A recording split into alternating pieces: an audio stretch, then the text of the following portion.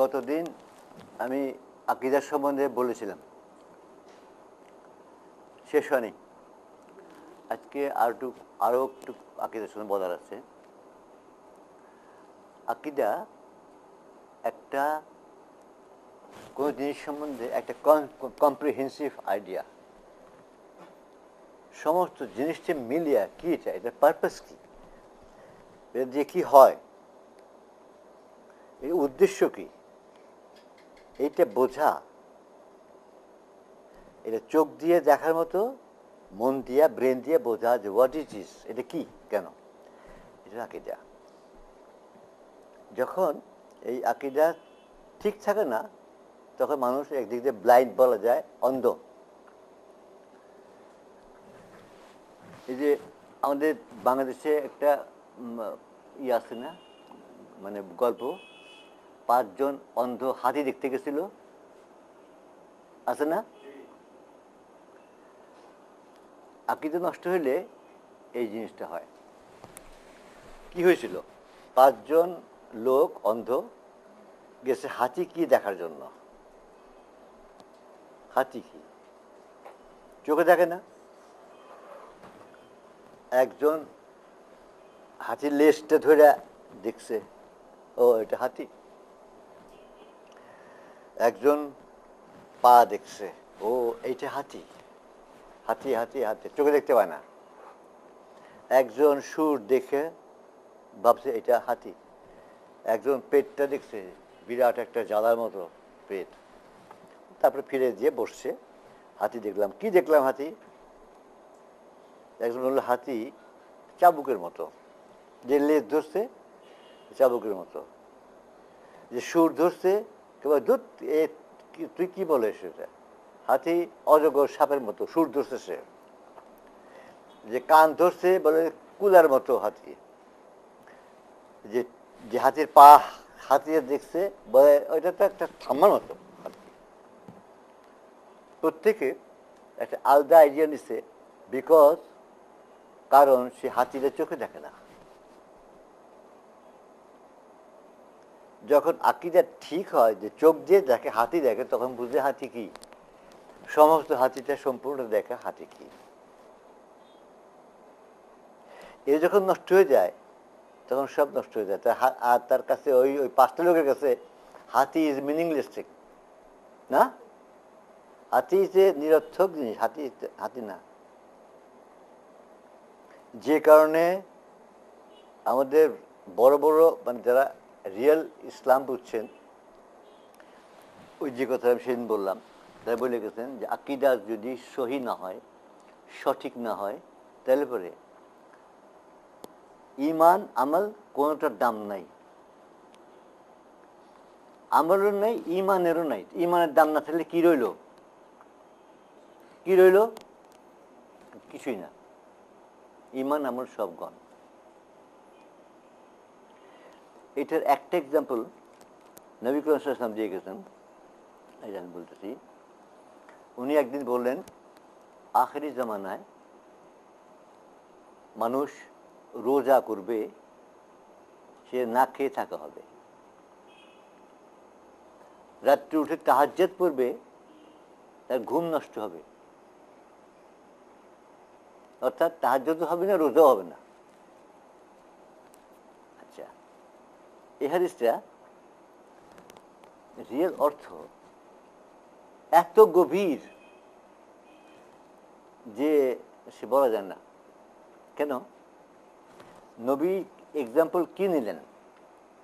যে মানুষের কাজের কোনো রেজাল্ট থাকবে না, মানে কি রেজাল্ট থাকবে না। কি নিলেন? একটা নিলেন রোজা। ইসলামের 5টা স্তম্ভের মধ্যে একটা, ফরজ আইনের মধ্যে একটা না, ফরজ আইন বলে একদম 5টা, যে ইমান, সালাহ, যাকাত, হজ আর সম, রোজা, তার মধ্যে একটা। আরটা নিলেন তাহাজ্জুদ, নফল। ইচ্ছা করলে করতে পারো, ইচ্ছা করলে নাও করতে পারো, নফল, খুশি। একটা 5টা একেবারে স্তম্ভের মধ্যে নিয়েছেন, আর একটা নিলেন কোত্থেকে?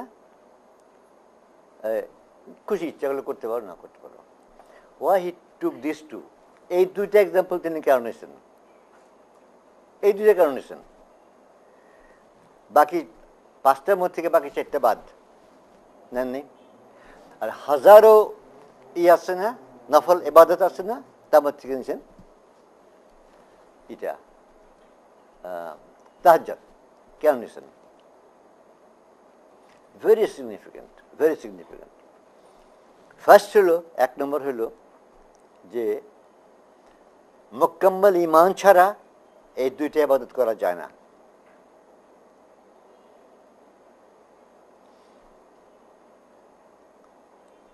সারা মানে নামাজ লোক দেখে পড়া যায়, ঈমান ঠিক নাই পরে। রোজা যাকাত লোক দেখে করা যায়, যায় না? যায়, করেও। আচ্ছা, হজ লোক দেখে করা যায়, মানে আসলে ঈমান নাই, মোকাম্মাল ঈমান নাই, কিন্তু করতেছে। এই দুইটা কাজ পারবে না, মোকাম্মাল ঈমান ছাড়া পারবে না। তাহাজ্জুদ গভীর রাত্রে উঠে রোজ, শীত নাই, গ্রীষ্ম নাই, শরীর ভালো নাই, স্টিল উঠে একা উঠে পড়তেছে। এটা মোকাম্মাল ঈমান ছাড়া সম্ভব? শুধু ঈমান না, একেবারে পাক্কা পাক্কা ঈমান ছাড়া ইজ নট পসিবল। তিনি দুইটা এক্সাম্পল নিচ্ছেন, দুইটাই পাক্কা ঈমান ছাড়া হয় না, মোকাম্মল ঈমান ছাড়া হয় না। স্টিল তারপরে বলতেছেন একটা, দুইটি ওয়েস্ট, একটা না খেয়ে থাকা, আর একটা ঘুম নষ্ট করা। 2 নম্বর, সবচেয়ে কঠিন ইবাদত এই দুইটা। ইসলামের যত ইবাদত আছে তার মধ্যে রোজা, একটা মাস কন্টিনিউয়াসলি না খেয়ে রোজা, আর কোনটা আছে এত কঠিন? রোজ রাত্রে শরীর ভালো না, জ্বর জ্বর লাগতেছে, বা খুব দিনে খুব টায়ার্ড, শীত গরম, নাথিং, সমস্ত কিছু ইগনোর করে উঠে উজু করে তাহাজ্জুদ পড়া। এই দুইটা সবচেয়ে কঠিন ইবাদত ইসলামে। 3, রিয়াহীন ইবাদত। এই দুইটা দেখিয়া পারবে না। তুমি রোজা আছো কি নাই, এতে কি তোমার গায়ে লেখা আছে? এ তোমার কাছে, তুমি জানো তুমি রোজা আছো কিনা, তুমি জানো তুমি চুপে চুপে খাইছো কিনা, সিও ছেড়ে করছো। আর তাহাজ্জুদ কেউ জানে না, লোক দেখাবার কোনো প্রশ্ন আসে না, আসে? আসে না। তাহলে ইসলামে সবচেয়ে কঠিন দুটা, মোকাম্মল ঈমান ছাড়া যে ইবাদত করা যায় না, এবং যার মধ্যে রিয়া নাই। এর টপ কি আছে আর ইবাদতের দিক থেকে? নাই। সেই দুইটা তিনি পিক করছেন, একটা ফরজ থেকে, একটা নফল থেকে। এই দুইটা তিনি উঠেছেন। উঠে বলছেন কি, একটা না খেয়ে থাকা, একটা ঘুম নষ্ট। ওয়াই? মোকাম্মল ঈমান নিয়া রিয়াহীন ইবাদত করতেছ, ইসলামের কঠিনতম ইবাদত করতেছ, তারপরে দুইটা ইউজলেস কেন? ওই যে বলছেন আকীদা সঠিক না হলে ইবাদতের দাম নাই, ঈমানের দাম নাই।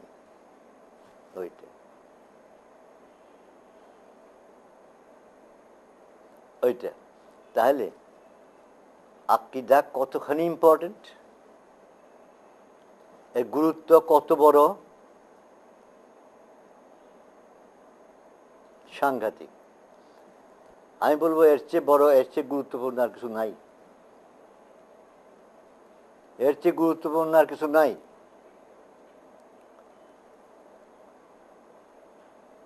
সেটা সম্বন্ধে আজ মুসলিম ওয়ার্ল্ড, মুসলমান বিশ্ব, মুসলিম বিশ্ব আজ রং আইডিয়া করে বসে রয়েছে, ভুল আইডিয়া করে বসে রয়েছে। কি? আকীদা, ঈমান।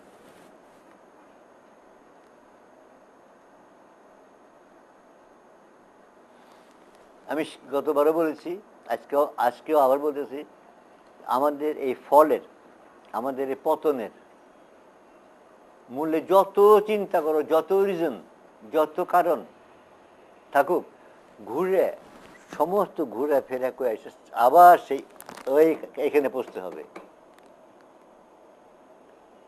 আমাদের আকীদার সম্বন্ধে, আকীদার সঠিক তো নয়, আকীদা কি সেইখানেই আমাদের ভুল।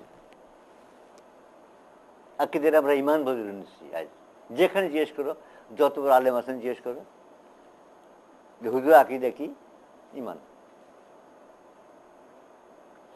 তো আমাদের এই আকীদাকে সহি করতে হবে। সহি আকীদা কি, ইসলামের সহি আকীদা কি, এটা ওই যে বললাম কম্প্রিহেন্সিভ কনসেপ্ট সমস্ত। আমি আরম্ভ করলাম, আমি শেষ পর্যন্ত যখন যাব তখন সবটি মিলিয়ে যেটা দাঁড়াবে ইসলাম, ওইটা হচ্ছে সঠিক আকীদা। এটা এক কথায় বলা যাবে না। আমি গতবার বলেছিলাম যে প্রায়োরিটি অর্থাৎ অগ্রাধিকার নষ্ট হয়ে যাওয়া, মনে আছে? যে কোনটা ইম্পর্টেন্স বেশি, কোনটা ইম্পর্টেন্স কম, কোনটা অতি সামান্য ইম্পর্টেন্স আর ভীষণ ইম্পর্টেন্ট, এই আইডিয়া উল্টে পাল্টা নষ্ট হয়ে যাওয়া। বর্তমানে এই আকীদা নষ্ট হওয়ার জন্য কি হয়েছে, যে ছোট ছোট ইসলামের ছোট ছোট জিনিস, সেগুলোকে ম্যাগনিফাইং গ্লাস দিয়ে যেমনি করে দেখে, এইরকম ভাবে সূক্ষ্মভাবে দেখা হচ্ছে। দাড়ি, টুপি, কাপড়, মোষ, এইটা ওইটা দেখা হচ্ছে। এদিকে তৌহিদে নাই, যে তৌহিদের উপর বেশ করা এই দিন লা ইলাহা ইল্লাল্লাহ, সেইটা অর্থ বিকৃত হয়ে গেছে লা মাবুদ ইল্লাল্লাহ, আল্লাহ ছাড়া উপাস্য নাই।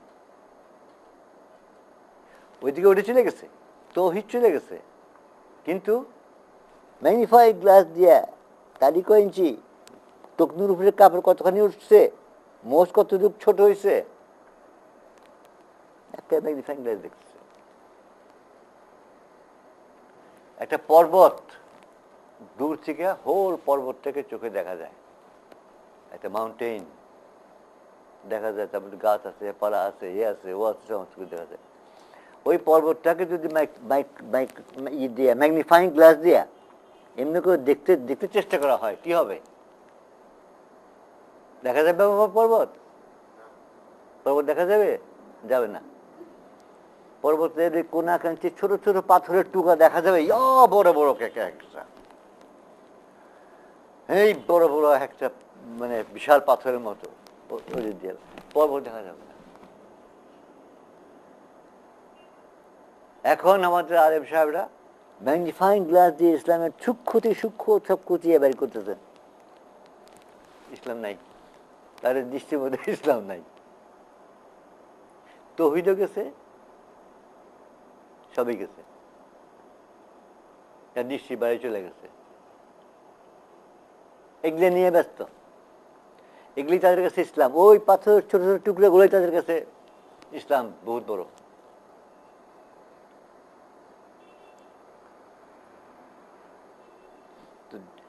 এই আকীদা যে পর্যন্ত আমাদের সঠিক আবাহন না করা হবে, সে পর্যন্ত আমাদের কোনো রিফর্ম, কোনো সংস্কার, কোনো কিছুই আসবে না, কোনো কাজ লাগবে না।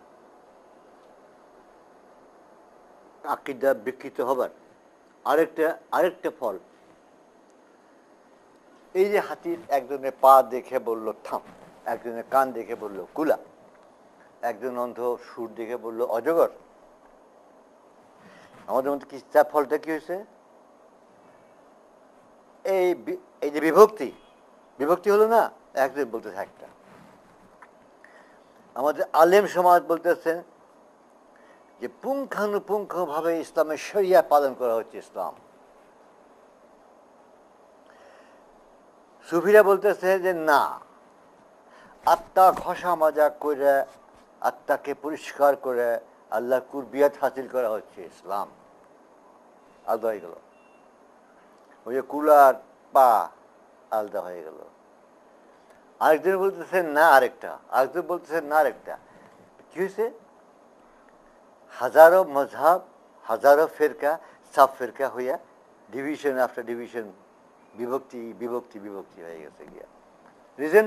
কারণ আকিদা। নবীর সময় এবং তারপরেও প্রায় 100 বছর এই মাযহাব ছিল না, ফেরকাও ছিল না, কিছুই ছিল না।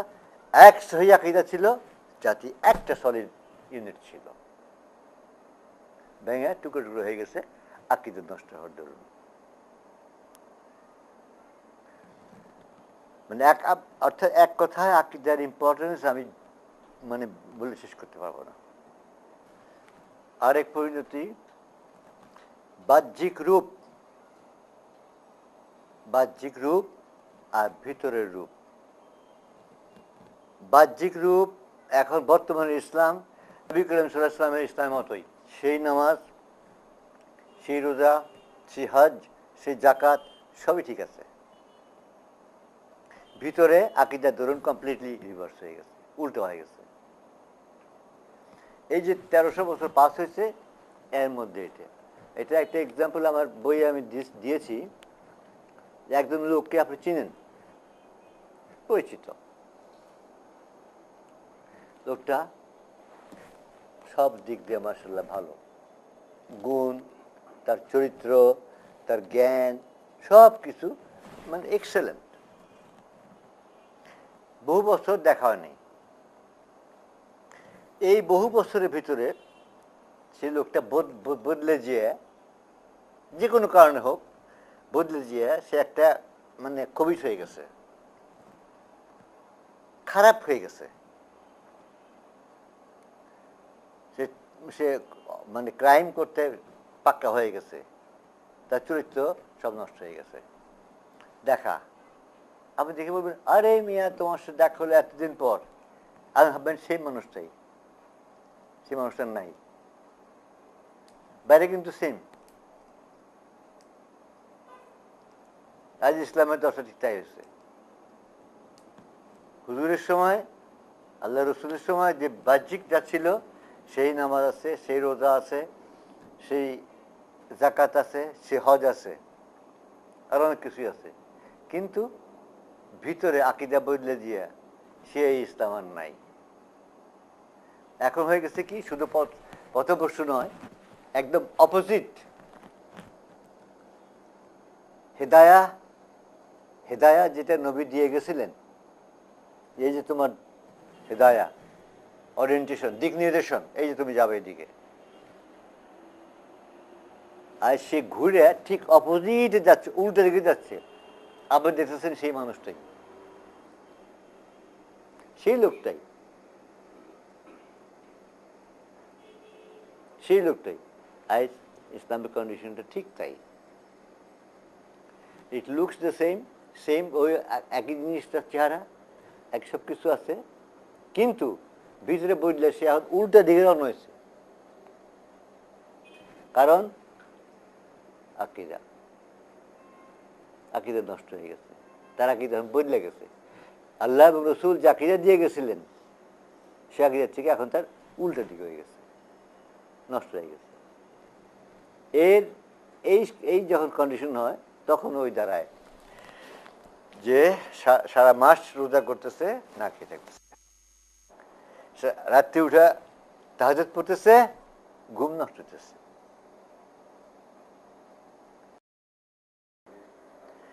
আচ্ছা, গতদিন আমি খানিকটা পড়ে আসছিলাম যে আল্লাহ যখন মানুষ সৃষ্টি করার জন্য মনস্থ করলেন, তখন মালায়েকদের বললেন যে আমি পৃথিবীতে আমার খলিফা পাঠাতে চাই, স্থাপন করতে চাই। তারপর আবার জানি কোরআন শরীফে মালায়েকরা বলল যে আল্লাহ তুমি এমন একটা জিনিস সৃষ্টি করতে চাচ্ছ যারা পৃথিবীতে ফাসাদ এবং সাফাকত দিম্মা করবে। আমি গত শেষে কথাটা খানিকটা বলেছি, এবং এও বলেছি যে ফাসাদ অর্থ অন্যায়, অত্যাচার, অশান্তি, অবিচার। আর সাফাকাত দিমা অর্থ রক্তপাত। এক কথায় রক্তপাত অর্থাৎ মারামারি, খুনাখুনি, যুদ্ধ, মহাযুদ্ধ।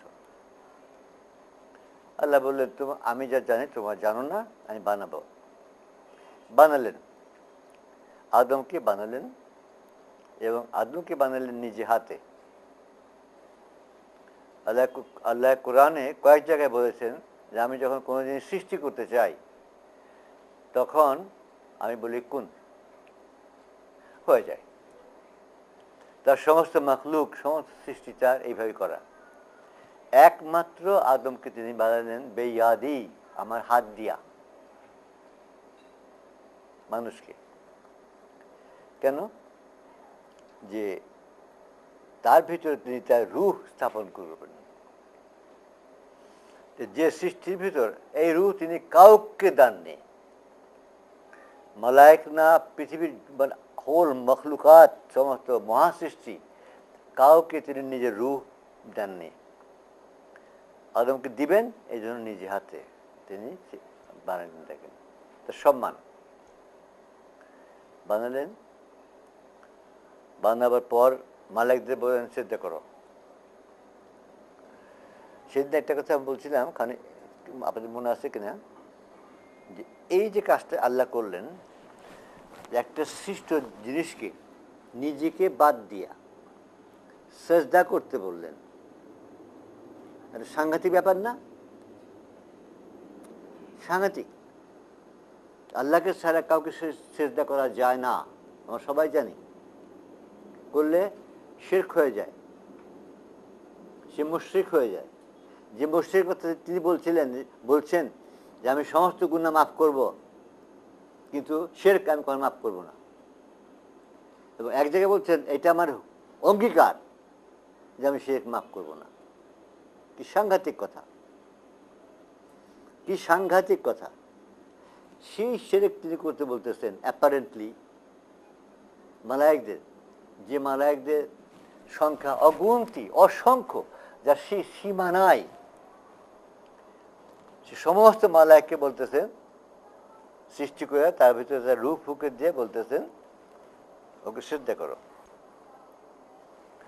আশ্চর্যের বিষয়, 1300-1400 বছরে কত তাফসীর হয়ে গেছে কোরআনের, ব্যাখ্যা হয়ে গেছে কোরআনের। এই আয়াতটা এখানে এসে কোনো ব্যাখ্যা নেই, কোনো তাফসীর নেই।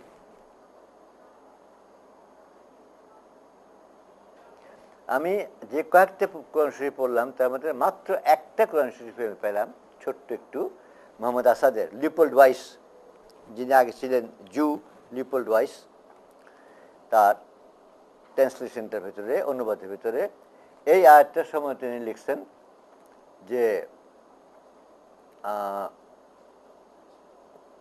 মানুষ ইসের থেকে, মালায়েক থেকে যে মানুষ ঊর্ধ্বে, এটা প্রমাণ করার জন্য আলাইটা বলছিল। এত সিম্পল নয়,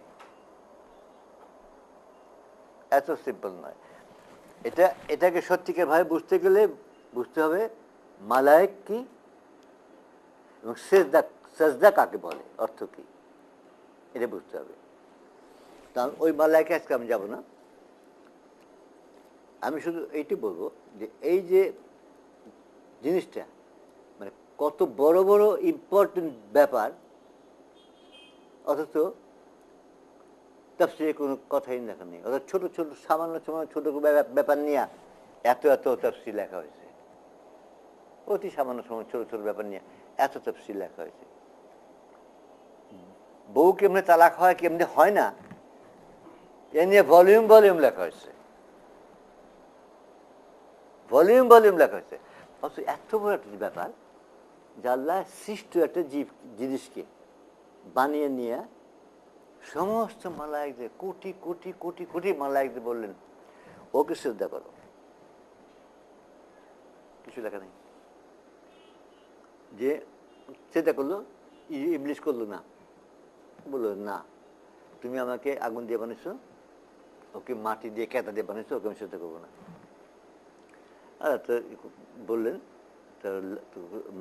কাফের হয়ে গেলি, চোখে লানত দিলাম, ব্যাহ আমাকে সামনে থেকে। যাই হোক, ইবলিস বলল কি, যে তুমি যার জন্য আমাকে বের করলা, আমার জায়গা থেকে, আমার পৃথিবী জানা থেকে বের করে দিলা, একে আমি মিসলেট করব, পথভ্রান্ত করব, আমি দেখাবো যে সে তোমাকে মানবে না। আল্লাহ বললেন যে আমি নবী রসুল, যুগে যুগে নবী রসুল পাঠিয়া, হাদি পাঠিয়া, আমি খানিকটা গতবার বলছি, আমি পথ দেখাবো, যারা সেখানে থাকবে তারা নিশ্চিন্ত, আর যাদের তুমি নিবা তোমাকে এবং তাদের দিয়ে আমি জাহান্নাম ভর্তি করব। একটা চ্যালেঞ্জ হয়ে গেল না? একটা স্ট্রেট সোজা চ্যালেঞ্জ। ইবলিস বলল তোমার সৃষ্ট জীবকে আমি পথভ্রষ্ট করব। আল্লাহ বললেন আমি নবী রসুলদের পথ দেখাই দেব, যারা সেই পথ থেকে পারবে না। একটা খারাপ স্ট্রেট চ্যালেঞ্জ হয়ে গেল।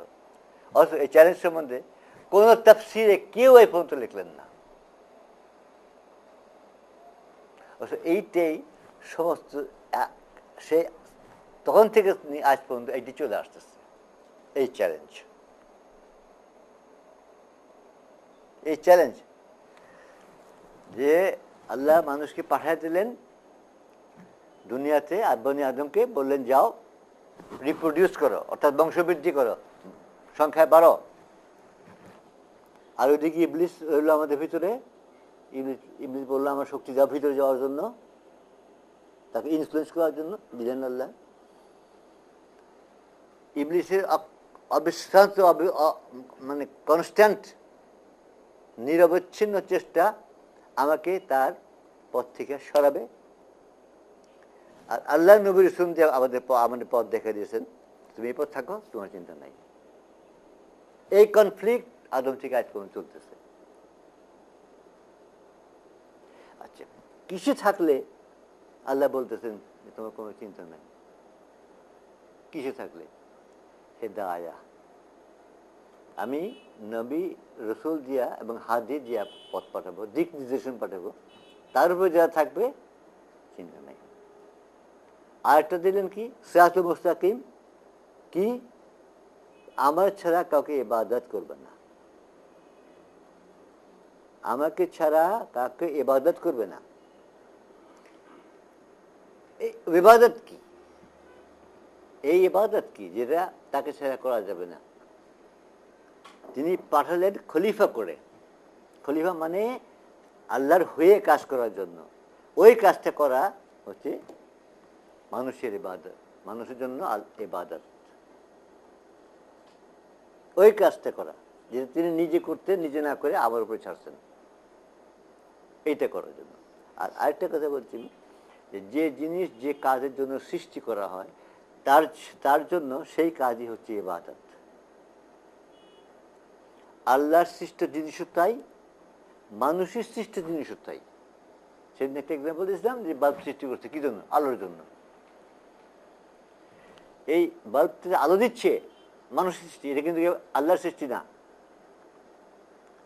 আলো দিচ্ছে, ইবাদত করছে।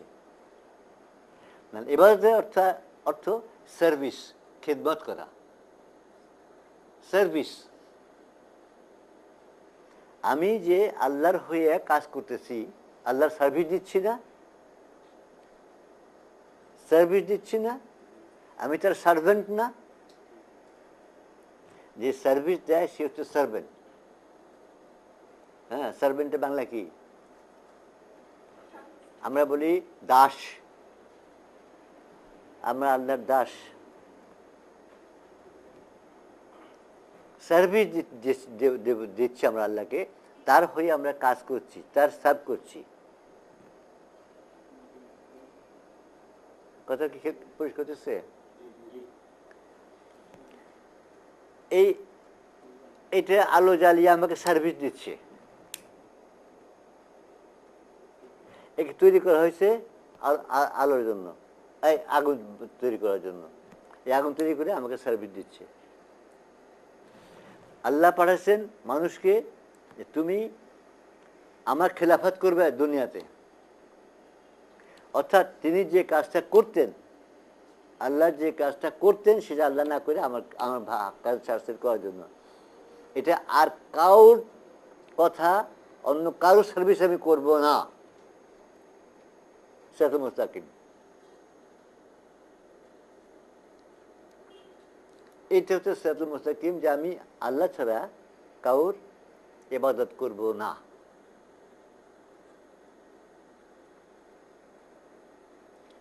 সূরা ইয়াসিনে আল্লাহ বলতেছেন আমার ছাড়া কাউকে ইবাদত করবে না, এইটি সিরাতুল মুস্তাকিম, আছে না ইয়াসিন?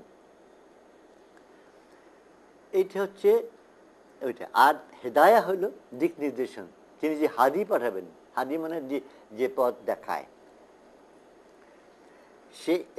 সেই হেদায়তটা কি?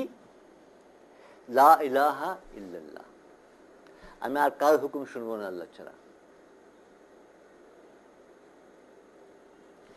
এই দুইটা মিলিয়া ইসলাম, এই দুইটা মিলিয়ে ইসলাম। যে হেদায়াতে আমি তাওহীদে আছি, লা ইলাহা ইল্লাল্লাহ, আল্লাহ ছাড়া কেউ হুকুম শুনবো না, এবং আল্লাহ ছাড়া কেউ সার্ভিস দেব না, অন্য কারো খেদমত করবো না, আর কারোর জন্য সার্ভিস দেব না।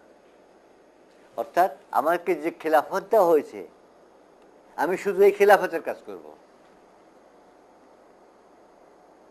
অন্য কারো খেলাফত করব না।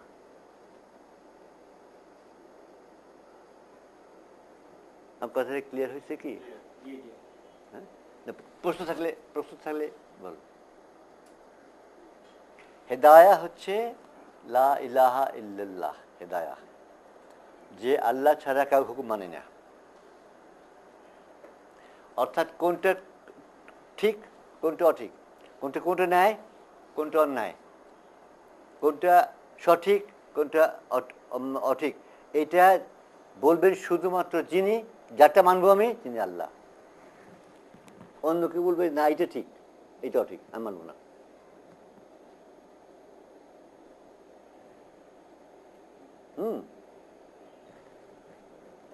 অন্য কোন শক্তি আমায় বললো যে না এটা ঠিক, এটা অঠিক, ওইটা মানলে আমি আর হেদায়েত নেই।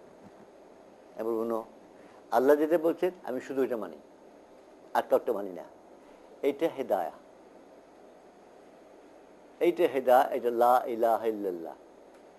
আর কারো সার্ভিস করব না, আমি অন্য কারো দাস হব না, এটা ইবাদত, ওই খেলাফত। বুঝতে হয়েছে জিনিসটা, নাকি বলতে পারিনি আমি? হ্যাঁ, এটা ইসলাম, দিস ইজ ইসলাম। আচ্ছা, আল্লাহ নবীকে পাঠালেন কি দিয়া?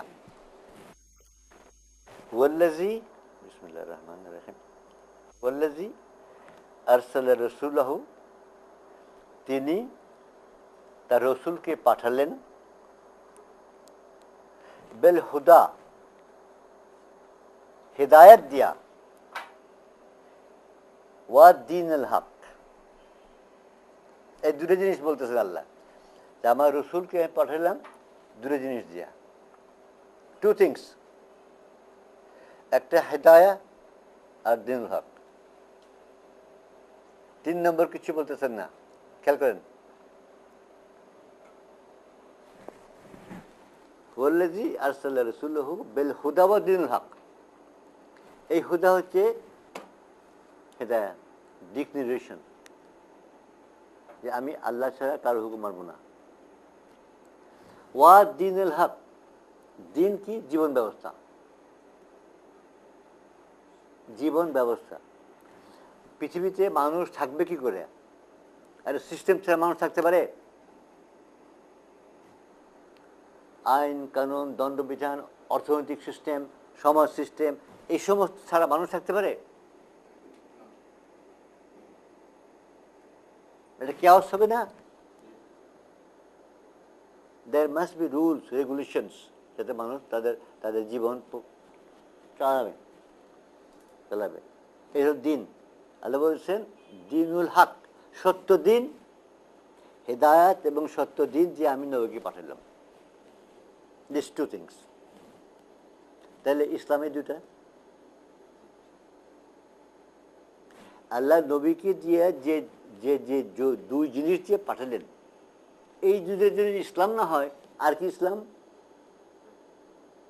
নাকি বাইরের থেকে ইসলাম আমদানি করব?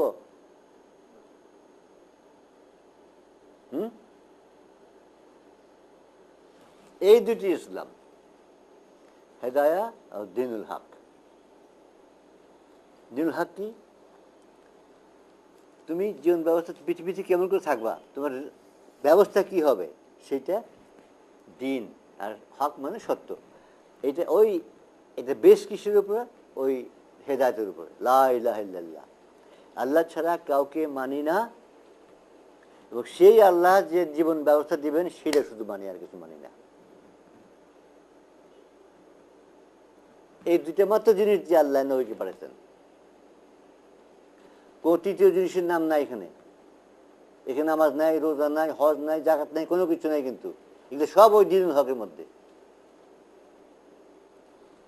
যে বললেন না যে হুদা ওয়া দিনুল হক, এই দিনুল হকটার মধ্যেই নামাজ, রোজা, হজ, জাকাত যত কিছু আছে সমস্ত ইয়েস নো, হালাল হারাম, জায়েজ না জায়েজ,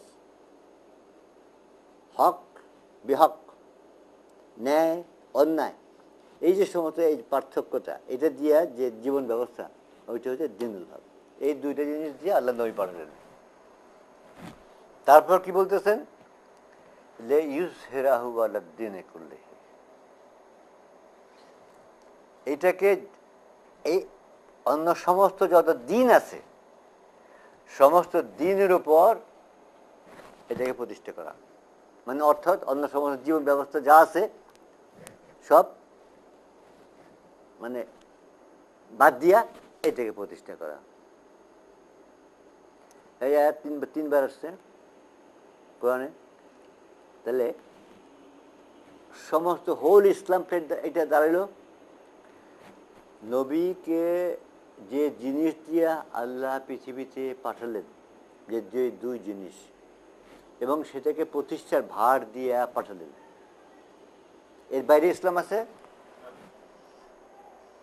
এর বাইরে ইসলাম নাই।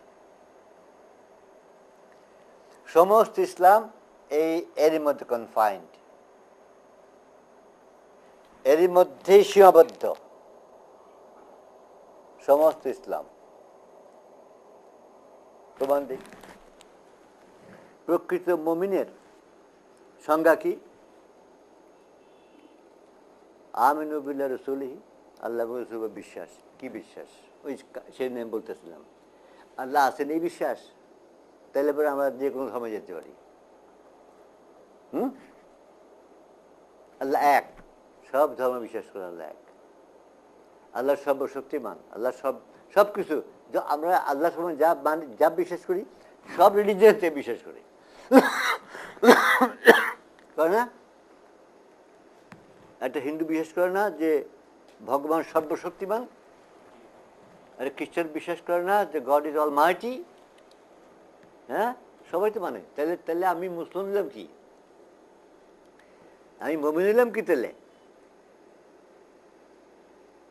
নো, এই যে আমানু বিল্লাহ, এই আমানু বিল্লাহ মানে যে তোমাকে ছাড়া আর কার হুকুম শুনি না, আর কাউকে মানি না, এই তাওহীদ। আমানু বিল্লাহি রাসূলিহি, এবং রসুল, কারণ রসুল আল্লাহর কথাই বলতেছেন, উনি নিজের থেকে কিছু বলতেছেন না, নিজের থেকে কিছু বলেন না। তারপরে কি? ওয়াজাহিদু ফি সাবিলিল্লাহ, আপ্রাণ চেষ্টা করে আল্লাহর রাস্তায়, কি দিয়া? জান মাল দিয়া। কি করতে? লিইয়ুযহিরাহু আলা দ্বীনি কুল্লিহি। প্রকৃত মুমিনের সংজ্ঞা কি? আমিনু বিল্লাহি রাসূলিহি, হুদা, ওই লিইয়ুযহিরাহু আলা দ্বীনি কুল্লিহি, ওর জন্য কি? আপ্রাণ চেষ্টা।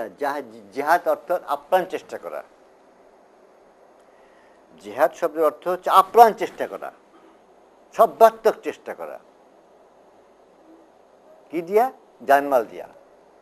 এবং এই চেষ্টার জন্য জান লাগিয়ে দেব, মাল লাগিয়ে দেব। হ্যাঁ, ওইখানে এসে পড়লো না, নবীকে যা দিয়ে পাঠালেন সেটি এলো না, ওইটা এলো না, ওই সে এসে মুমিনের সঙ্গে এসে একই সেম জিনিস দাঁড়ালো না।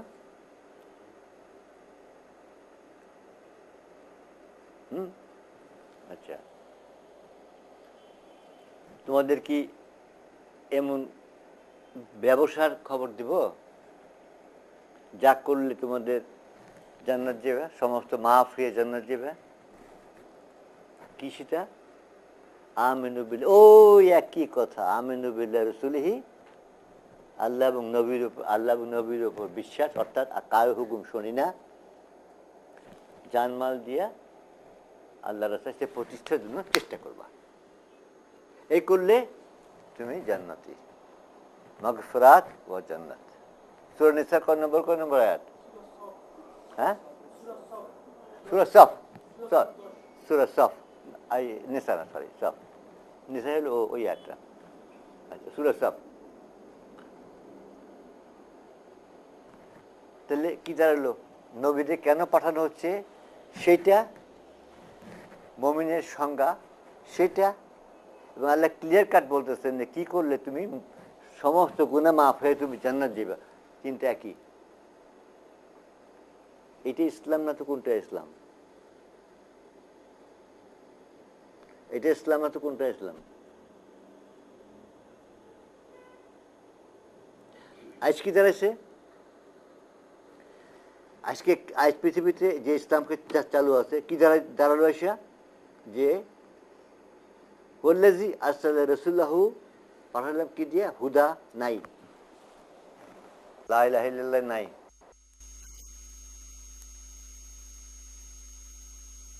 মুসলিম ওয়ার্ল্ড আল্লাহর দেওয়া জীবন ব্যবস্থা চলতেছে নাই, গেল। রইল কি? ওয়া দিনুল হক, ওয়া দিনুল হক, এই দিনুল হকের যে ব্যক্তিগত টুকুন, এটা মানতেছে, ব্যক্তিগত টুকুন, বাকিটুক অফ নাই। আমরা সেটা নিজেরা তৈরি করছি এবং অন্য জাতিগুলো গ্রহণ করছি। ওকে, ইউজের এটাকে প্রতিষ্ঠা করলে কি রইল? কি প্রতিষ্ঠা করবো? কোনটা? দিনুল হকও নাই, হুদাও নাই, প্রতিষ্ঠা করব কি? এবং তাও নাই, ওই যে নাই কিছু প্রতিষ্ঠা, তাও নাই। হ্যাঁ, রয়েছে কি?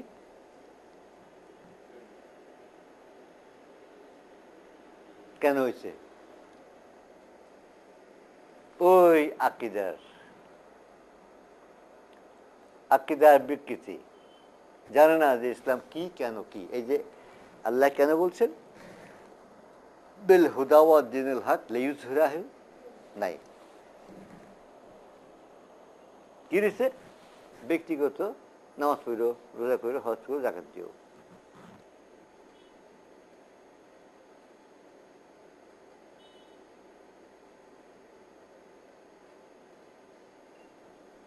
তার মানে ফাঁকা কিছুই রইল না। ওই আরম্ভ হয়েছে কিসের থেকে? আরম্ভ কিসের থেকে হয়েছে? আকিদার বিকৃতির থেকে। এই যে কনসেপ্টটা যে নবীকে পাঠানো হলো এটাকে পৃথিবীতে প্রতিষ্ঠা করার জন্য,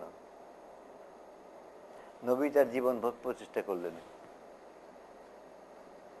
না, করে তিনি আরবটাকে এই দিনের মধ্যে আনলেন।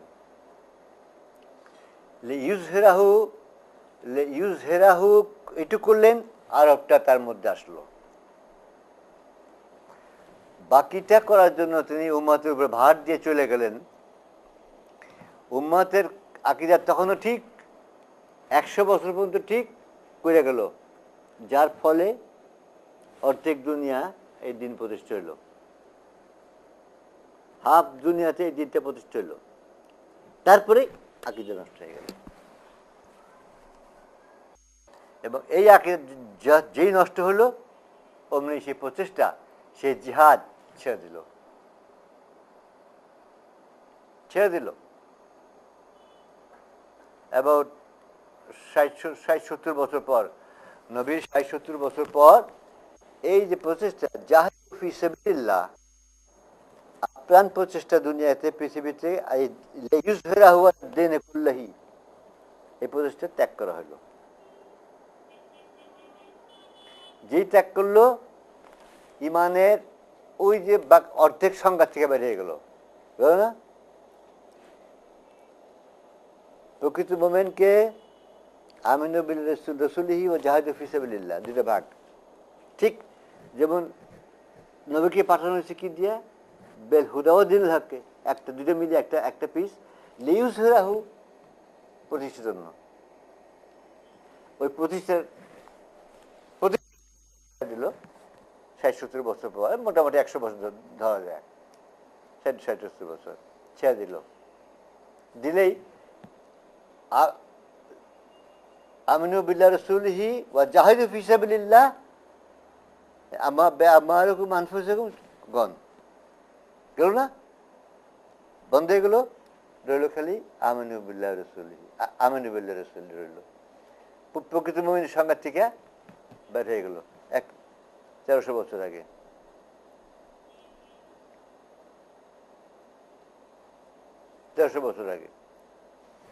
আচ্ছা, এই যে গেল, রইল কি? শুধু আমিনু বিল্লাহি রাসূলিহি। এই প্রচেষ্টা ছেড়ে দেওয়ার জন্য আল্লাহ কি বলছেন? প্রচেষ্টাকে ছেড়ে দেওয়ার ব্যাপারে আল্লাহ কি বলছেন?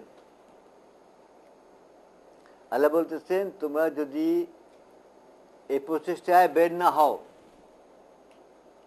এই জিহাদে বের না হও, জিহাদ বললাম প্রচেষ্টা, সব রকম প্রচেষ্টা, বের না হও, তোমাদের আমি কঠিন শাস্তি দেব, আযাবুন আলীমা,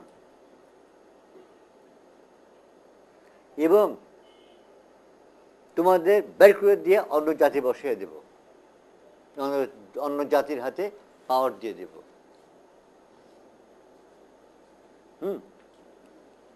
ক্লিয়ার কাট কথা না? পরিষ্কার ক্লিয়ার কাট কথা না? তোমরা যদি এই প্রচেষ্টায় ওই যে নবীকে যে কাজে পাঠাচ্ছেন, লিইয়ুযহিরাহু আলাদ-দীন কুল্লিহি, হ্যাঁ, এবং ইমানের সঙ্গের মধ্যে যে জাহিদু ফি সাবিলিল্লাহ আমালুকুম আনফুসাকুম, হ্যাঁ, এইটা যদি তুমি ত্যাগ করো, না বের হও, তোমাকে আমি 1 নম্বর 2টা কথা বললেন, 2 থিংস, আযাবুন আলীমা দেব, এবং তোমার বের করে দিয়া তোমার জায়গায় অন্য জাতি বসিয়ে দেব।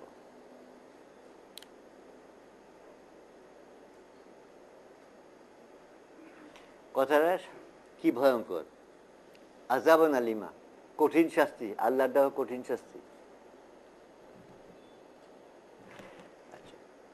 কোরআনের সর্বোচ্চ একটা কথা যে মুমিনদের জন্য আল্লাহ জান্নাত রাখছেন, শাস্তির কথা কোথাও নাই। আছে কোনো আলেম আমাকে যদি দেখাতে পারেন যে মুমিনদের জন্য আমি শাস্তি রাখছি? যদি দেখাতে পারেন, দেখা নিছে নাই। কারণ মুমিনকে আমিনু বিল্লাহি রাসূলিহি ওয়া জাহাদু ফি সাবিলিল্লাহ কোথাও নাই। যখন তিনি শাস্তির কথা বলতেছেন, তোমাদের আমি কঠিন শাস্তি দেব, তাহলে তার কাছে আর মুমিন নাই নাকি? লজিক, যুক্তি। আর মুমিন নেই আল্লাহর চোখে। আচ্ছা, ওয়া তারপরে কি? তোমাদের জায়গায় আমি অন্য জাতি বসে দেবো, তোমার বের করে দিয়া। আচ্ছা, এই খানিক বলতেছিলাম যে অত্যন্ত সাংঘাতিক ইম্পর্টেন্ট পয়েন্টগুলোতে এই 1300 বছরে কোনো নাই, ব্যাখ্যা নেই, তাফসীর নাই।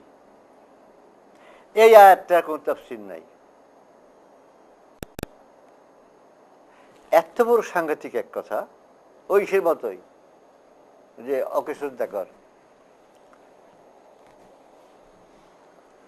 এত বড় একটা কথা। মুমিন যে তিনি বলতেছেন তোমাদের কঠিন শাস্তি দিব, অর্থাৎ তোমার আর মুমিন, আর আমি তোমার আর মুমিন কনসিডার করি না, এবং তোমার লাঠি দিয়ে বের করে দিয়া অন্য জাতির সঙ্গে বসে দেব। কি পরিমাণ শাস্তির কথা হইল? তাফসীর নাই। কত জিনিস বুঝি না যে কি করে সম্ভব এটা। এত বড় কথা আল্লাহ তাফসীরে ব্যাখ্যা নেই, শুধু ট্রান্সলেট করে গেছে। আচ্ছা, কি হলো? কি দাঁড়ালো সে? যে আল্লাহর চোখে আর মুমিন রইলাম না, ওই প্রচেষ্টা ত্যাগ করার সঙ্গে সঙ্গে।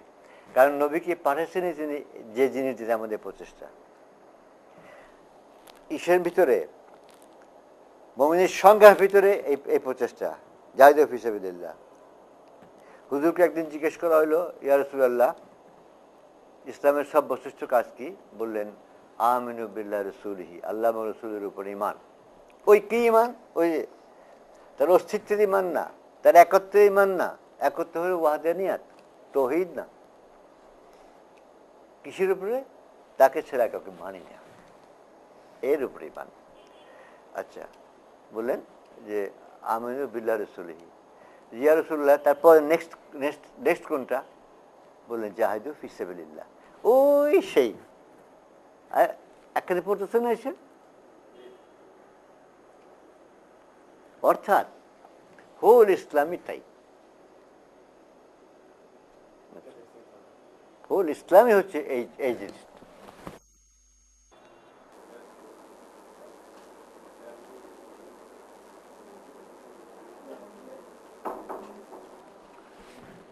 তো যা বলছিলাম, আল্লাহ রসুলকে পাঠালেন দুটো জিনিস দিয়া, দুটো জিনিস, বেল হুদা ও দ্বীনুল হক। প্রথম দুটো বললাম হিদায়া, অর্থ কোন রাস্তায় চলবা, এবং সেটা হচ্ছে তাওহীদ, আল্লাহ ছাড়া কাউকে মানব না, আল্লাহ এবং রসুল, ইউতিহি আল্লাহ ওয়া রাসূলহু। আর কি? ওই তাওহীদের উপর প্রতিষ্ঠিত দ্বীনুল হক, জীবন ব্যবস্থা। অর্থাৎ একটা জীবন ব্যবস্থা যেটা সম্পূর্ণভাবে তাওহীদের উপর প্রতিষ্ঠিত, অর্থাৎ আল্লাহ যা বলতেছেন তার উপর প্রতিষ্ঠিত, অন্য কেউ না। আচ্ছা, সেকেন্ড পার্ট কি? এই ফার্স্ট দুইটা মিলিয়ে একটা, হুদা ওয়া দ্বীনুল হক মিলিয়া এই জিনিস দুইটা পাঠালেন। তফাৎটা কিন্তু, there is a difference। দুটো জিনিস পাঠালেন, লিইয়ুযহিরাহু আলা দ্বীনি কুল্লিহি, এটাকে প্রতিষ্ঠা করার জন্য অন্য সব জীবন ব্যবস্থা মিটিয়ে দিয়া, বা তার উপর প্রিভেলিং আপন আদার্স।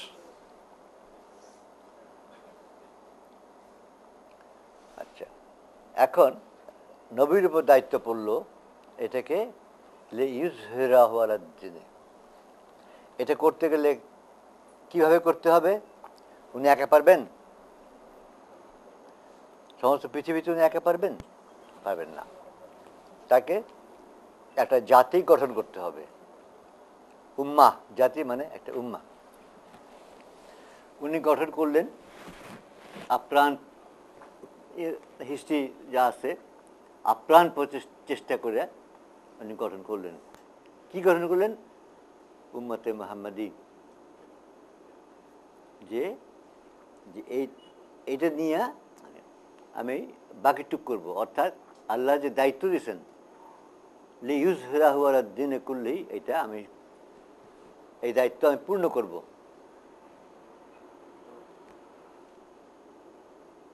সেই উম্মা নিয়ে তিনি তার দায়িত্ব এইটুক করলেন, সমস্ত আরবে তিনি এটা প্রতিষ্ঠা, আল্লাহর দ্বীনুল হককে প্রতিষ্ঠা করলেন। আচ্ছা, এই যে জাতি গঠন করবেন, এই জাতি কেমন হবে? তার ভিতর কি কি কোয়ালিটিস, গুণ থাকতে হবে, যে জন্য যাতে এই জাতি সাকসেসফুলি তার কাজ করতে সমর্থ হয়। এক নম্বর হচ্ছে আকীদা। এক নম্বর আকীদা। জাতিকে জানতে হবে যে আমরা কেন একটা জাতি হয়েছি, আমাদের একটা জাতি হিসেবে গঠন কেন করা হলো? উদ্দেশ্য কি? উদ্দেশ্য কি যে আমরা পেলাম রসুলের মাধ্যমে? কি সেটা? সেটা কি চায় আল্লাহ? এর মাধ্যমে কি চাচ্ছেন? নবী এর মাধ্যমে কি চাচ্ছেন?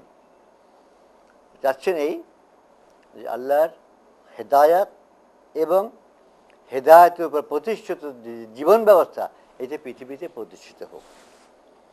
এটা হলে কি হবে? ওই যে ইবলিস তাকে চ্যালেঞ্জ দিয়েছে, তোমার বনি আদমের ভিতরে, তোমার সৃষ্ট বান্দার ভিতরে আমি ফাসাদ আর সাফাকুদ দিম্মা করাবো। তাদের সমাজের ভিতরে অন্যায়, অত্যাচার, অবিচার এবং মারামারি কাটাকাটি হবে। এটা না হওয়ার জন্য আল্লাহ বললেন আমি নবী পাঠিয়ে আমি হেদায়া এবং সিরাতুল মুস্তাকিম পাঠাবো, যার উপর থাকলে তুমি পারবে না সেটা করার জন্য নবীকে পাঠানো হলো। উনি গঠন করলেন যে এই জাতির ফার্স্ট হয়তো কী হইতে হবে, ফার্স্ট মাস্ট হলো আকিদা। কেন গঠন করা হয়েছে? আমরা কি চাই? আমরা এতগুলো লোক একত্রিত হয়ে একটা জাতি গঠন করলাম, একটা উম্মাহ গঠন করলাম। কি, হোয়াট ইজ দ্য গোল? উদ্দেশ্য কি? উদ্দেশ্য ওই যে আল্লাহ যেটা বলেছেন যে দুই জিনিস দিয়ে নবীকে পাঠানো হলো, হেদায়া এবং সে হেদায়ের উপর ভিত্তি করা যে জীবন ব্যবস্থা পৃথিবী প্রতিষ্ঠা করা। কিসের মাধ্যমে? জিহাদ, আপ্রাণ চেষ্টা। সে চেষ্টা জান লাগে দেব, পার্থিব সম্পদ লাগে যা আছে দেব। এদের ফার্স্ট দরকার আকিদা। সেকেন্ড কি? ঐক্য। ঐক্য ঐক্য ছাড়া সম্ভব হবে না। কোন শক্তি না যদি ঐক্য না থাকে। আজ America, united states of America 50টার উপরে স্টেট নিয়ে একটা ইউনাইটেড স্টেটস। আজ এই শক্তির বিরুদ্ধে কেউ দাঁড়াবার শক্তি নেই। এই স্টেটগুলো যদি ভেঙে আমি আলাদা হয়ে যায়, আর America, united states of America কোন শক্তি আছে, তার যত রকম ওয়েপন্স আছে, যত ইকোনমিক শক্তি আছে, পারবে কিছু করতে? অর্থনীতি। ফার্স্ট হচ্ছে ঐক্য। ঐক্য ছাড়া পৃথিবীতে কোনো শক্তি টিকতে পারে না। দ্বিতীয় হচ্ছে শৃঙ্খলা। কোনো জাতি কোনো টিকতেই পারে, অন্য কিছু অ্যাচিভ করা দূরের কথা, কোনো কিছু অর্জন করা দূরের কথা, টিকতেই পারবে না যদি শৃঙ্খলা থাকে। আচ্ছা, 3 নম্বর কি?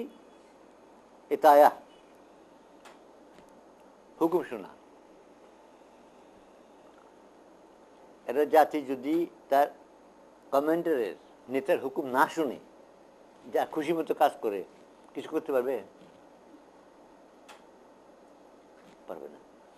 তো এগুলো সমস্ত আকীদার মধ্যে অন্তর্ভুক্ত আন্ডারস্ট্যান্ডিং কনসেপ্ট, যে আমাদের একটা জাতি হিসেবে কেন করা হয়েছে, তৈরি করা হয়েছে, উদ্দেশ্য কি, তারপরে কি, কেমনে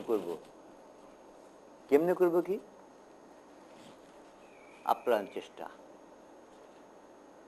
তাতে যত জান দরকার হয় দেব, মাল দরকার হয় দেব, পৃথিবীর যা কিছু আছে।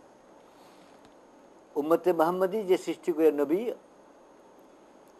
আরবে তার দ্বীনুল হক, আল্লাহর দ্বীনুল হক প্রতিষ্ঠা করে গেলেন, তাদের মধ্যে এটা ছিল, আকীদা সহিহ ছিল। উনি যাবার ৬০-৭০ বছর পর, এই ৬০-৭০ বছর এই জাতি আপ্রাণ চেষ্টা করে গেল, জিহাদ, আপ্রাণ চেষ্টা করে গেল। রেজাল্ট কি? প্রায় অর্ধেক দুনিয়া এই দিনের মধ্যে এসে পড়ল।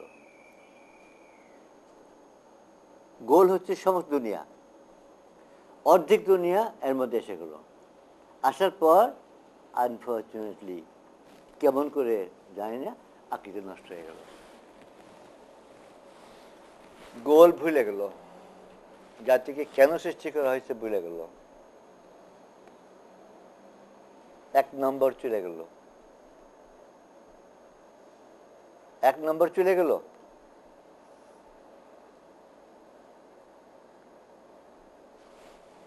যাওয়ার যা রেজাল্ট,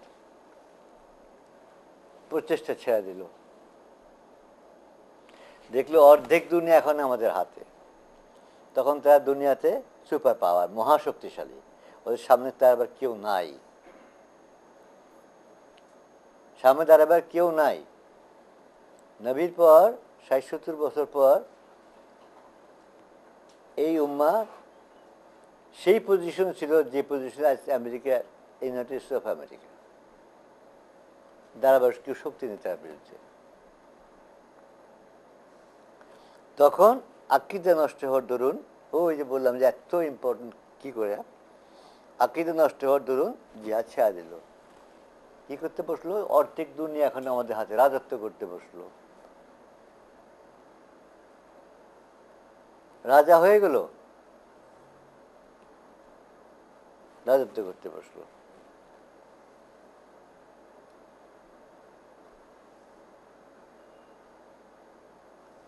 আর একটা এক্সাম্পল থেকে বোঝা যায় যে আকীদার কি কি মানে ট্রেমেন্ডাস মানে এটা আসলো। খোলাফায়ে রাশিদিনের সময়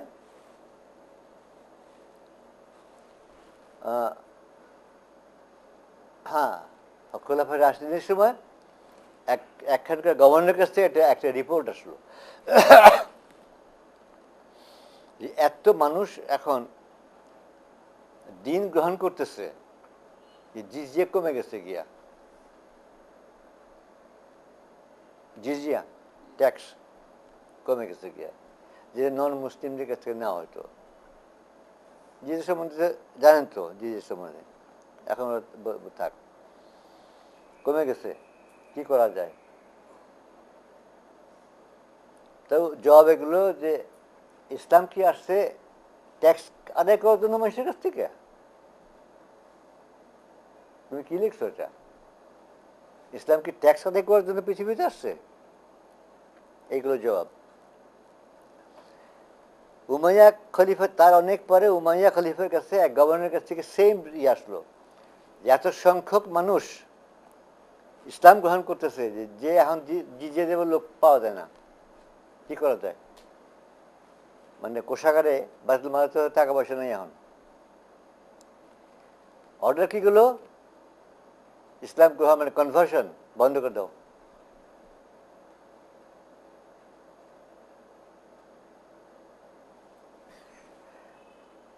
তাদের ইসলাম গ্রহণ বন্ধ করে দাও, তাকাইতেছে না। আকীদার কি হলো? একদম উল্টা। এই আকীদাগুলো পয়লা, যে আকীদা যাওয়ার দরুন এই প্রচেষ্টা, এই জিহাদ বন্ধ হইল, যেটার কারণে, যেটা সম্বন্ধে আল্লাহ বলছিলেন যে তোমরা যেদিন এই প্রচেষ্টাকে ছেড়ে দিবা, এই প্রচেষ্টার জন্য বহির্গত না হবা বাড়ির থেকে, তোমাদের কঠিন শাস্তি, যে খানিকক্ষণ আগে আমি যেটা বললাম, কঠিন শাস্তি দেব এবং তোমাদের বের করে অন্য জাতি বসে দেব। আর কি হলো? এই আকীদার প্রথমটা যাওয়ার দরুন, প্রথম ফল্ট, প্রথম মিসস্টেপ, প্রথম ফেলিওর, কি রেজাল্ট হলো? এই জাতি তখন যে চেষ্টায় ব্যস্ত ছিল দিন রাত, যে জিহাদে, ছেড়ে দিয়ে সময় পেল এখন হাতে। কি করা যায়? সময় হাতে, অর্ধেক পৃথিবী তো শাসক পেয়ে গেছে। আকীদা গেছে কি, গোল নষ্ট হয়ে গেছে, উদ্দেশ্যচ্যুত হয়ে গেছে। একদল খাতা কলম নিয়ে ঘরে ঢুকলেন, আলেম, কোরআন শরীফ নিয়ে বসলেন। এই কোরআনে আল্লাহ কি বলছেন, এর কি অর্থ, এটা কেমন হবে, লিখতে আরম্ভ করলেন। একা নয়, অনেক। যার যার মতো যার যেটা বুদ্ধি চাষতে তারা লিখতে আরম্ভ করলেন তাফসীর ব্যাখ্যা। রেজাল্ট কি? ইনি লিখছেন এই অর্থ, এই আয়াতের এই অর্থ। উনি বললেন, আরেকজন বললেন না,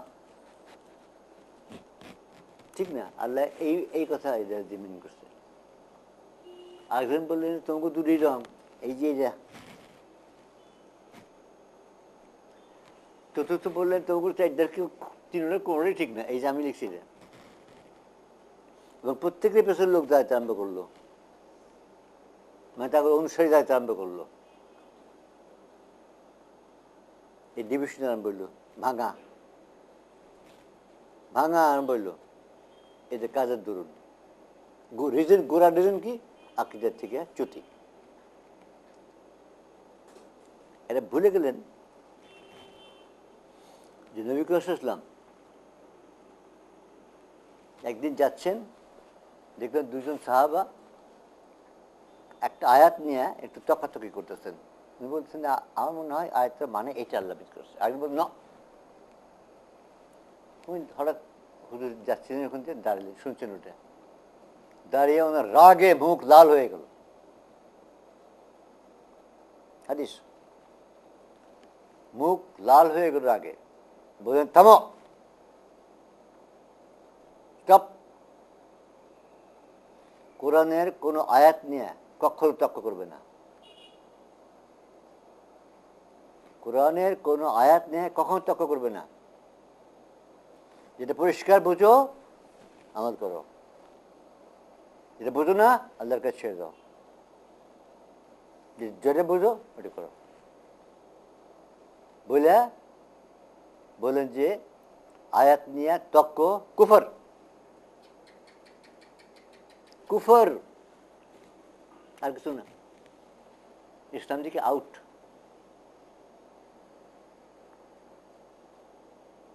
ইসলাম থেকে আউট। কুফর কি? ইসলাম থেকে আউট না নাকি? কুফর করেও ইসলামে থাকা যাবে? কুফর, খবরদার করবেন না। একটু শান্ত হইলে বুঝিয়ে বললেন, রাগ কমলে বুঝিয়ে বললেন যে যখন পরিষ্কার যে আয়াত বুঝো, ডাইরেক্ট হুকুম আল্লাহ করো। যেটা বুঝতে পারছো না আল্লাহ বলছে দাও, তর্ক করবে না, খবরদার কুফর। আর আমরা কি আরম্ভ করলেন? ওই কাজটা না, ওই কাজটা না, এটা কুফর হয়ে গেল। কেন? যে এই মতভেদ হচ্ছে বিভক্তির, ঐক্য নষ্ট হওয়ার ফার্স্ট স্টেপ, প্রথম পদক্ষেপ। ঐক্য নষ্ট হওয়ার প্রথম পদক্ষেপ হচ্ছে দ্বিমত। আপনার সাথে আমি যদি একমত থাকি, ঐক্যবদ্ধ থাকবো না। আর যদি দ্বিমত হই, আমি একটা বলছি ঐক্য থাকবে, থাকবে না। এবং বেশি ঐক্য, যখন বেশি দ্বিমত হইলে মারামারি হবে, মারামারি হবে। এরা যখন কলম নিয়ে কাগজ নিয়ে ঢুকলেন, যার যার ইচ্ছা, যার যেভাবে আয়াত বুঝতেছেন সেভাবে লিখতেছেন, প্রত্যেকের অনুসারী আরম্ভ হয়েছে। হইতে হইতে কি হইল? এদের মধ্যে মারামারি লাগলো। মারামারি লেগে বাগদাদের রাস্তা রক্তে লাল হয়ে গেছে। যে জিহাদ প্রতিষ্ঠা করে দুনিয়াতে আল্লাহর দিন প্রতিষ্ঠা করার কথা, সেই প্রতিষ্ঠা নিজেদের মধ্যে মারামারি, ঐক্য ভেঙে চুরমার।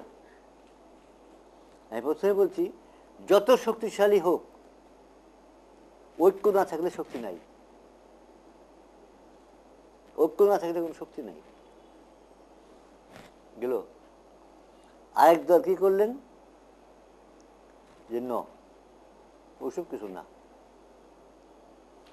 ঘরে ঢুকিয়া তসবিহ, সুবহানাল্লাহ সুবহানাল্লাহ সুবহানাল্লাহ, ঘরে ঢুকিয়া মোরাকেবা মুশাহাদা করে, রূহ সাফ করে আল্লাহর সঙ্গে সান্নিধ্য সৃষ্টি করা হচ্ছে যে ইবাদত। ওই যে আকীদা আমি বললাম, খানিকক্ষণ আগে বলে আসছি যে আমি, কেউ ঠ্যাং ধইরা এইটা ইসলাম, কেউ সুর ধইরা এটা ইসলাম, এটা হাতি, কেউ নিজ ধইরা এটা হাতি, এই জিনিস আরম্ভ হয়ে গেল। বিভক্তির একটা একটা একটা একটা করে একটা একটা বিভক্তি আসতে আরম্ভ করলো, হইয়া জাতি ভাঙ্গা চুরা চুরমার হয়ে গেল। আল্লাহ কি বলছিলেন? তুমি ছাড়বা, আমি তোমাকে এই দিব। ওর পর থেকে আযাবে আলিমা আরম্ভ হয়ে গেল। ইতিহাস পড়েন, দেখবেন আযাবে আলিমা কাকে বলে। এবং কিছু পর আল্লাহ সময় দিলেন যে তোবা কইরা ফিরে নাকি, তোবা কইরা ফিরে নাকি, আবার ঐক্যবদ্ধ হয় নাকি, এটা ছেড়ে দেয় নাকি, আবার তো আকীদা আসে নাকি, সহিহ আকীদা আসে নাকি। যখন দেখলেন যে আসলো না, তখন তার প্রমিস, আল্লাহর প্রমিস কোনোদিন মিথ্যা হতে পারে না। কী করলেন? ইউরোপের জাতিগুলো দিয়া সমস্ত মুসলিম ওয়ার্ল্ড গোলাম বানিয়ে দিলেন। ইতিহাস, ইউরোপের ছোট ছোট ন্যাশনাল স্টেটগুলো ইসলামিক ওয়ার্ল্ডের বড় বড় চাঙ্ক টুকরা দখল করে বসে রাজত্ব করতে আরম্ভ করলো। আল্লাহ গোলাম বানিয়ে দিলেন। ব্রিটিশ এই India subcontinent, Malaysia, Burma, Egypt, West Indies, অনেক জায়গা, মুসলিম অবশ্য মুসলিম বিশ্ব না, এই মুসলিম এগুলা সমস্তগুলা, ফ্রান্সের দিয়া ইন্দোনেশিয়া, ইন্দো চায়না, এখন যেটা ভিয়েতনাম, কম্বোডিয়া, সব ওখানে অনেক মুসলমান আছে। ইজিপ্টের মধ্যে দেশ সুদ্ধা, ইন্ডিয়ার মধ্যে দেশ সুদ্ধা ব্রিটিশের আন্ডারে। লিবিয়া, ইটালি, মরক্কো, ফ্রান্স, ইউরোপের যে ছোট্ট পর্তুগাল, ইতুটুকু একটা ছোট্ট একটা কান্ট্রি, তারে দিয়ে ইসলামের একটা বিরাট গোলাম বানিয়ে দিলেন। আল্লাহ প্রমিস ঠিক রইল। যতদিন যতদিন এই জিহাদ প্রচেষ্টা ছেড়ে দেওয়ার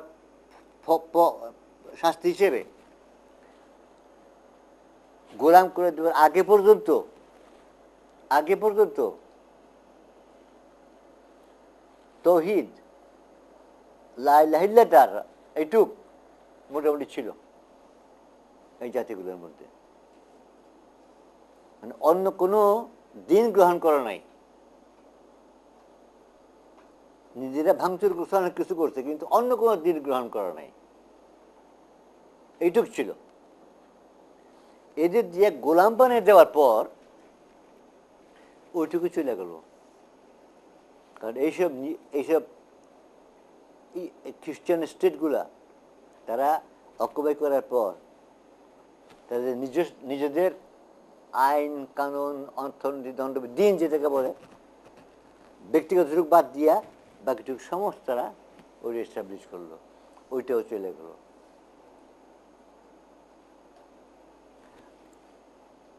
গোলাম হওয়ার আগে পর্যন্ত ইসলামের ফ্লেম, জিহাদ অর্থাৎ প্রচেষ্টা ত্যাগ করার পর ইসলামের যে ফ্লেম, শিখা, আগুনের শিখা চলে গেল, রইল এম্বার্স।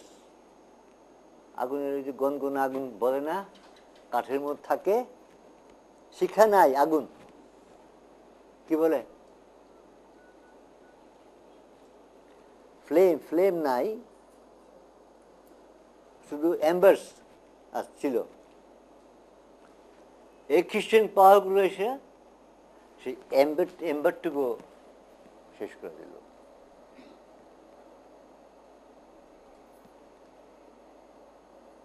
অথচ মরক্কো থেকে ফিলিপাইন পর্যন্ত ওই লোক সংখ্যা রয়েছেই যারা দাবি করে আমরা মুসলিম, আমরা মুমিন, আমরা উম্মতে মুহাম্মাদি।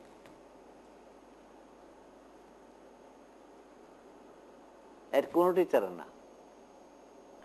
বহুত আগে এরা শেষ হয়ে গেছে। ফার্স্ট গেছে উম্মতে মুহাম্মাদি। নবীর একটা হাদিস আছে, আমার উম্মার বয়স ৬০-৭০ বছর। চালু অনেকে জানে আমার উম্মার বয়স ৬০-৭০ বছর।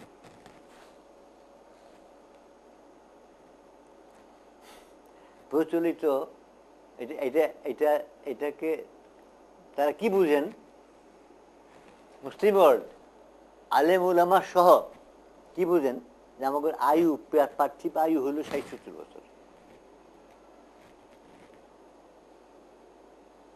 পার্থিব আয়ু ৬০-৭০ বছর।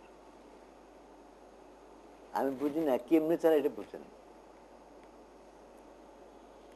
পাশের বাড়ির খ্রিস্টিয়ান তারা আয়ু কত? পাশের বাড়ির হিন্দু আয়ু কত? সব মানুষের তো তাই। এটাকে একটা নবী কেন বলবেন আমার উম্মতের আয়ু ৬০-৭০ বছর?